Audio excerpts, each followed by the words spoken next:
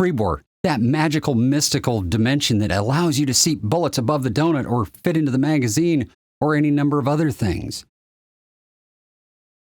But it's not just one dimension. That's the lesson for today. The length of the Freebore is only one piece of the puzzle, the only linear acting of the three dimensions.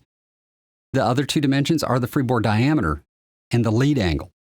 Change any one of the three and you get a different result in seating depth when the bullet touches the lands. The interaction of the three is the thing of legends. I get messages all the time from various shooters that say they have X Freebore that should be above the donut, but they can't seat above the donut. And the reason is very simple. The Freebore length is only one piece of the puzzle.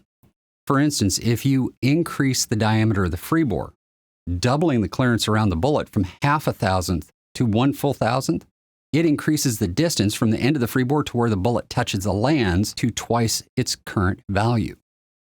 It literally doubles that distance. Is that a short distance or a long distance? Well, that depends on the lead angle. That lead angle can range anywhere from 3 degrees down to maybe 1/2 degree. And those kinds of angle changes can result in dramatic changes in how far past the end of the Freebore the bullet goes before it touches the lands. Now, I'm not going to spend a bunch of time explaining to you how to mathematically calculate what that distance is because I don't teach math classes on this channel.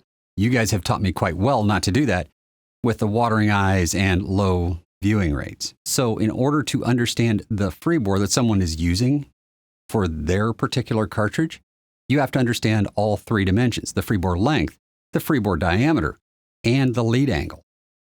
For example, my .284 Winchester Reamer uses a .2845 Freebore diameter with a 218 thousandths Freebore length and a 1.5 degree lead angle.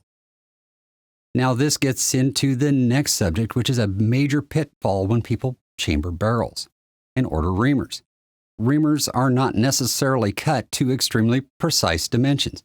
The reamer manufacturers do everything they can to get them right, and their accuracy and precision and quality has skyrocketed over the years.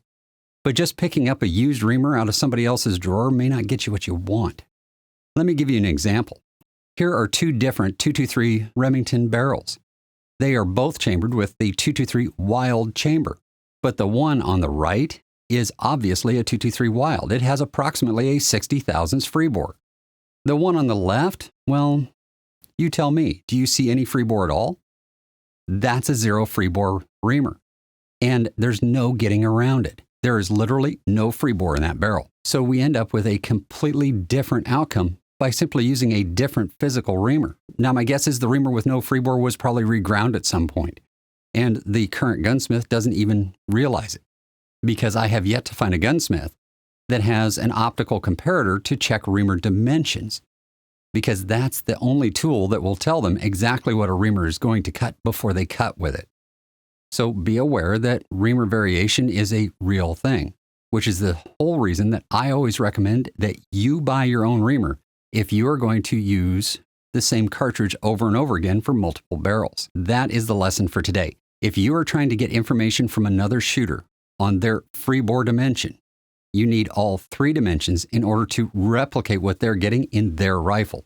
Otherwise, you are just guessing and likely to get an outcome that you don't expect. Until next time, shoot straight. Really consider how much Freebore you actually need, and I'll see you in the next video.